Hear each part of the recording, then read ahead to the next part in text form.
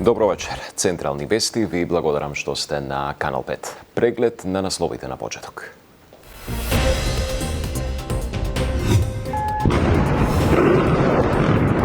Се запали Блискиот Исток. САД и Израел го нападнаа Иран. Детонации одекнуваа во Техеран, Тел Авив, Ерусалим, Катар, Бахрейн, Кувајт и Дубај. Трамп со порака. I say tonight that you must lay down your weapons and have complete immunity. Македонија со отворена поддршка за САД. МНР формираше кризен штаб. 11 наши државјани побарале помош да се вратат во земјава. Дел од аналитичарите со став. Иран не е Газа, Иран не е Хамас. Иран е многу сериозна држава од 90 на милиони. Понеделник на Економско-социјалниот совет ќе се дебатира за новата потрошувачка кошничка и за зголемувањето на минималната плата.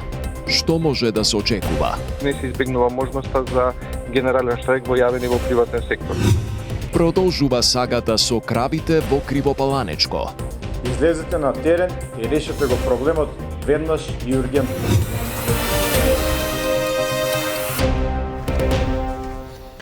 Во моментов 11 македонски граѓани побарале помош од МНР за евакуација од Израел. Министерството за надворешни работи и амбасадата на Македонија во Тел Авив издадоа итен апел до македонските граѓани во Израел да останат во сигурни зони, да обезбедат основни залихи и строго да ги следат безбедносните упатства.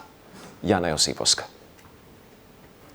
Обезбедете залихи и одете во сигурни зони. Министерството за надворешни работи и амбасадата на Македонија во Тел Авив издадоа предупредување до македонските граѓани откако ескалираше состојбата со Иран. Министерството за надворешни работи апелира до сите македонски граѓани кои се наоѓаат во Израел, Катар, Обединети Арапски Емирати и Бахрейн внимателно да ги следат официјалните информации и да постапуваат по безбедносните упатства од надлежните институции од земјите домаќини. Во исто време апелираме до сите наши граѓани да се воздржат од патување во земјата од овој регион додека не се стабилизира безбедносната состојба. Според информациите добиени од амбасадата во Тел Авив, воздушниот простор над Израел е затворен за цивилни летови до понатамошно известување. Сите комерцијални летови, влезни и излезни, се суспендирани, без конкретна најава за повторно започнување на редовниот воздушен сообраќај. Министерството ги потсетува нашите граѓани дека доколку им е потребна помош, да ги контактираат овие телефонски броеви и електронска пошта. Предупредување и конкретни препораки до македонските граѓани кои се во Израел издаде и македонската амбасада во Тел Авив. Воздушниот простор над Израел е затворен за цивилни летови. Македонските државјани да ги следат информациите и да ги контактираат за помош, апелираат од таму. На граѓаните им се препорачува да останат во или во близина на заштитено подрачје за солниште или друга одобрена заштитена зона, да се осигурат дека познаваат најблиската заштитена зона, да ги чуваат основните залихи лесно достапни, вклучувајќи вода, храна, лекови, комплет за прва помош, фенерчиња, полнети мобилни телефони, да ги следат официјалните ажурирања и извештаи во реално време преку веб страницата на командата на домашниот фронт, мобилната апликација и локалните медиуми. Веднаш треба да влезете во заштитените зони по приемот на известувањето, да се остане во темница се додека официјалните упатства не покажуваат дека е безбедно да се напушти. Препорачуваме внимателно да ги следите ажурирањата од авиокомпанијата и надлежните органи, се додава во апелот од македонската амбасада во Тел Авив.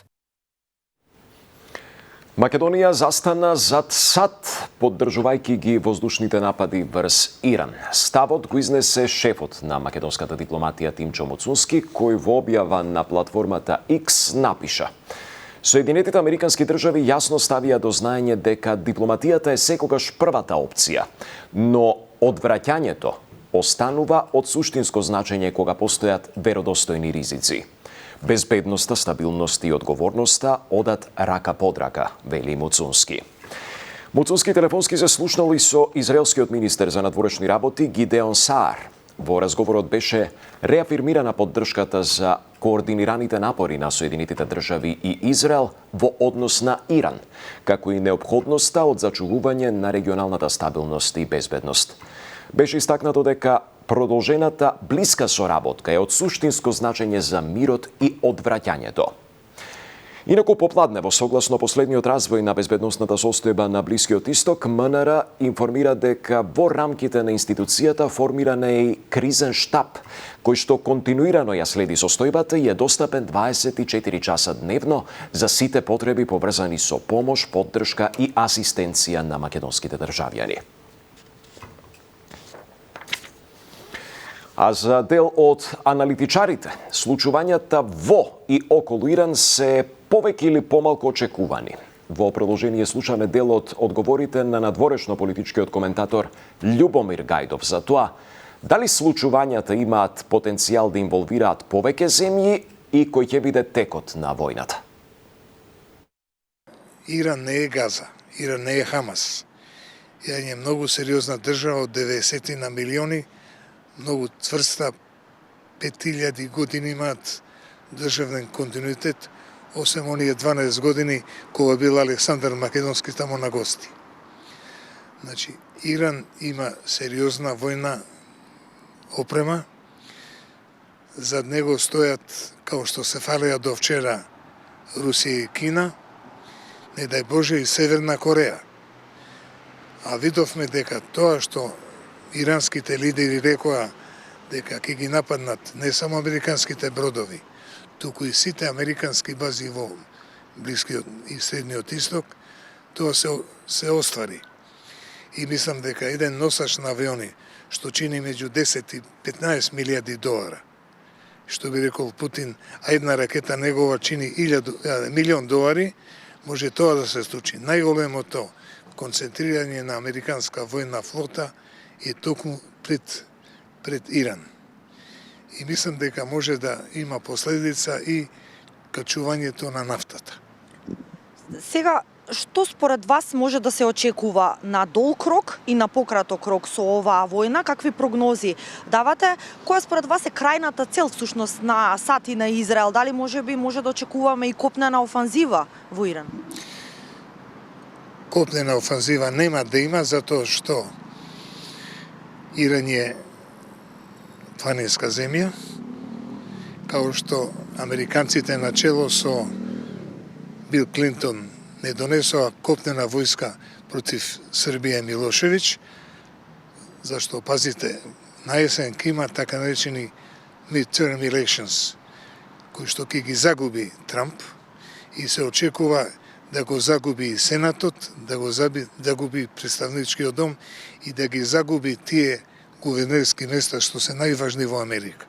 Според тоа, неговата приказна и сон да добие Нобелова награда, као миротворец кој, као што се фали 8 војни решил, ќе му биде за другиот мандат ако го добие. Какви според вас ќе бидат последиците од оваа војна и глобални пред се, а потоа врз Европа па и регионални врз Балкан? Прво, нафтата ќе страда, ќе се крене, зашто Иран ќе го затвори Ормускиот теснец. Второ, американската држава, начело со Трамп, овде ќе доживее голем политички пораз.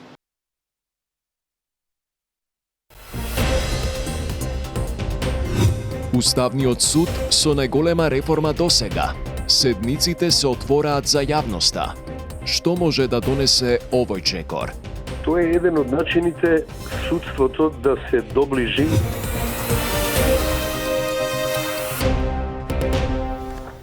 Продолжуваме со домашни теми. Владата, синдикатите и работодавачите в понеделник на Економско-социјалниот совет ќе дебатираат за новата потрошувачка кошничка и за зголемувањето на минималната плата. Од Сојузот на синдикатите на Македонија остануваат на барањето за минималец од 600 евра и најавуваат протести и можен генерален штрајк доколку нема договор. Презентација на потрошувачката кошничка која изработи Министерството за економија и утврдување на точната сума за која ќе се зголеми минималната плата. Ова се клучните точки на кои в понеделник во рамки на економско-социјалниот совет ќе дебатираат владата, синдикатите и работодавачите. По неколкуте протести и таргетирани блокади за минималец од 600 евра и раст на сите останати плати за 6000 денари, од Сојузот на синдикати и денеска го повторија својот став. Нема да се согласат со растот на минималецот, кој согласно закон ќе се зголеми за околу 1500 денари и велат остануваат на ставот за нови протести и генерален штрајк, кој според најавите би се случиле во втората половина на март. Сојуз на синдикати на Македонија веќе повеќе пати разговараше на оваа тема и не отстапува од барањето 600 евра минимална плата и 6000 денари зголемување на сите плати. Што се однесува до протестите и штрековите, ако нема договор освен законското согласување, секако дека ќе продолжиме со низа протести и не се избегнува можноста за генерален штрајк во јавен и во приватен сектор. Надлежните не отстапуваат во однос на барањето на синдикатот и повторуваат дека како влада ќе поддржат било какво решение кое ќе го договорат работодавачите и синдикатите. Заменик министерот за економија и труд Маријан Ристевски како позитивен го оцени фактот што по повеќе од 10 години вели ќе има релевантна потрошувачка кошничка која ќе ја пресметуваат тие како министерство и ќе служи според него за идните економски и социјални политики, заштита на животниот стандард, околу носење на идни закони од страна на владата. Поразлично е тоа што ќе биде замена од страна на најголемите 6 синџири маркети на државно ниво и 2 локални синџири на маркети. Исто така ќе бидат замени цените на зеленчето и овошјето од страна на повеќе зелени пазари во различни региони. Нема да биде земен ни станарината, бидејќи на последниот попис од 2021 година утврдено е дека 90% од населението во Македонија не плаќа кирија за стан. Инаку ССМ веќе во последниве 10 години пресметува своја кошничка. Според последните пресметки, минималната синдикална кошничка во февруари изнесуваше над 67.000 денари. За 2 години, според синдикатот, кошницата е зголемена за 10.000 денари и затоа велат не отстапуваат од своите барања, бидејќи растот на трошоците за живот веќе го изел најавеното зголемување на минималната плата кое треба да се случи во март. А и денеска за време на викендот, двете најголеми партии во Македонија се караат за Артан групи. Филипч, Заев, Спасовски, Зечевиќ и останатиот дел поранешни функционери на СДС се фатени во голема паника и хистерија од можните искази во обвинителството на Артан Груби. Во СДС се свесни што се може да каже Груби, па затоа и го бранат неговиот криминал. Толку ги немаат брането дури ни криминалите на Заев и Филипч. Во превод, ако Груби прозбори, голем дел од поранешните функционери на СДС ќе треба да седнат на обвинителна клупа. На темата бегање од одговорност, театарот кој што го приредува ДПМНС во овие денови веќе станува циркус. Или би ви одговорил со реториката која што премиерот милува да ја користи, ова се ад хоминем напади на СДСМ, а всушност јавноста и сите знаат дека и де јуре и де факто оваа ситуација е политички дел помеѓу ВМРО-КГ и ДУИ. Уставниот суд од 4 март почнува со најголемата реформа за транспарентност досега, овозможувајќи јавноста во живо да ги следи седниците преку официјалната веб страница, YouTube и Facebook. Со овој чекор граѓаните за прв пат имаат увид во расправите при носењето одлуки. Според дел од познавачите, овој пример треба да го следат и другите судови. Сандра Спасовска. Уставниот суд оди чекор напред кон транспарентноста. Со мнозинство гласови од актуелниот состав на судот се донела одлука од 4 март годинава нивните седници да станат достапни за сите граѓани и секој кој сака ќе може да ги следи во живо. Од судот оценуваат дека со воведувањето на овој модел на транспарентност се отвара ново поглавје меѓу институцијата и граѓаните. Секој граѓанин ќе може во реално време да види како се водат расправите, кои аргументи се соочуваат во процесот на одлучување, како се гради правното мислење и каква е атмосферата во која се носат одлуките кои се од суштинско значење за правниот поредок. Крајната цел на оваа реформа е зајакнување на довербата на граѓаните во правната држава, како и приближување на граѓаните до надлежностите на судот, преку директен увид во работата на највисоката уставно-судска институција, стои во соопштението на Уставен. Вакви обиди за пренос во живо на својата работа има и други судови и судски тела, но процесот некаде беше помалку, некаде повеќе успешен. Адвокатот Звонко Давидовиќ најавата на Уставен суд ја оценува како позитивен исчекор и вели ова е еден од начините судството да се доближи до народот, но според него, иако иницијативата е добра, вели е само една капка во морето. Добро е што Уставниот суд ќе ги пренесува своите седмици. Тоа е еден од начините судството да се доближи, иако Уставниот суд има сосема други ингеренции. Добро е да се доближи до луѓето, до народот, за да видат зашто се работи, да се види начинот на работење, да се види кој за какви ставови се залага и со тоа да ја процени и нивната работа. До сега институциите, особено судството, беа доста затворени, освен некои судења кои јавно се пренесуваа, имате во теке предметот за Кочани, но во главном беа затворени како институција, особено судскиот совет. Според познавачите, Уставниот суд со ова би станал еден од најтранспарентните судови, а очекувањата се ваквиот пример да го следат и другите институции. Инаку во минатото имаше случаи кога седници на судски тела се одржуваа зад затворени врати. Дел од образложенијата за исклучување на новинарите од седниците беа ковид кризата и протоколите кои тогаш беа на сила. Продолжува кризата со кравите. Градоначалникот на Крива Паланка Сашо Митовски денеска побара Агенцијата за храна и ветеринарство да го собере добитокот кој со години предизвикува штети низ градот.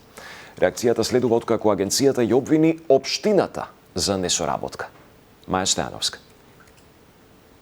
Продолжува институционалниот клинч околу тоа чија е надлежноста за заловување на кравите во Кривопаланечко.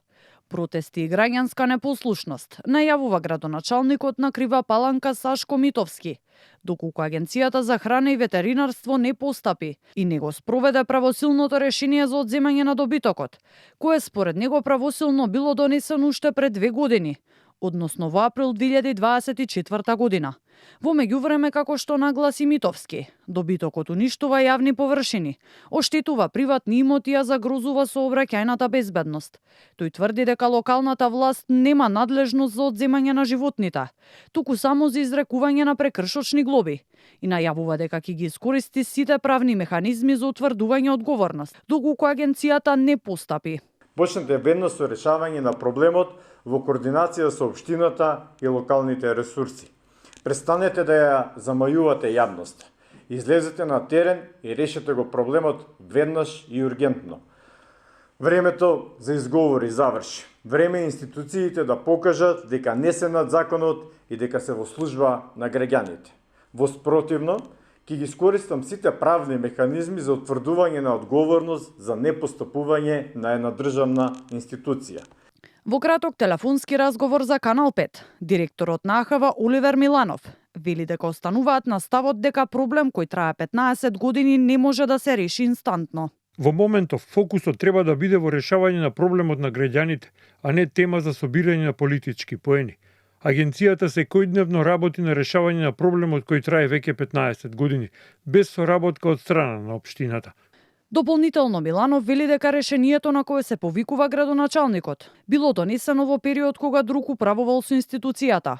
Според агенцијата, на терен досега се евидентирани околу 80 до 90 крави, кои биле дронски мапирани. Како дополнителен проблем оттаму ги посочуваат и поранишните сопственици на добитокот, која попречувале работата на инспекцијските служби. Тоа беше се во централните вести. Благодарам за вниманието. Пријатна вечер.